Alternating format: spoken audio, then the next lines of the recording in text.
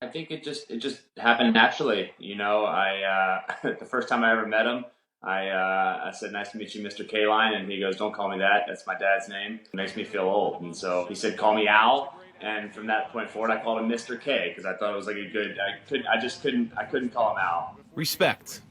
It was there between a Hall of Famer and a future Hall of Famer. Because of it, a bond was created that would last 15 years. I'll say something that you won't.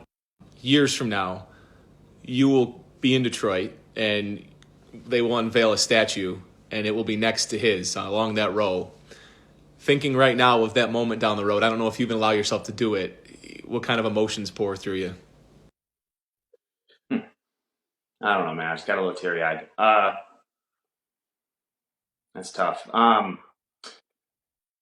Just seeing that statue there in America and always looking at it and knowing that that was my friend.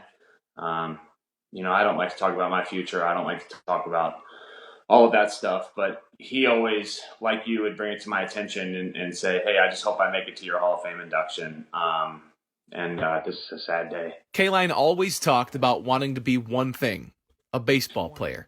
That was his one goal in his professional life. His family also meant the world to him and guided more chapters throughout his life. I've heard you say similar things. He talked about his pride of family.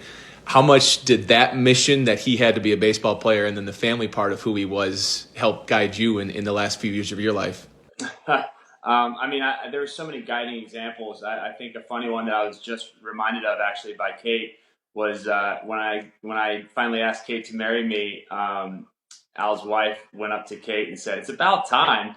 So it's just, just his family and what he instilled in or what they instilled in him, and vice versa. The I understand all of what he was talking about now, having a daughter and starting my own family, and how important that is. He helped guide me from the young man I was. He helped guide me as a baseball player to the player that I am now, and all of that I'll always remember.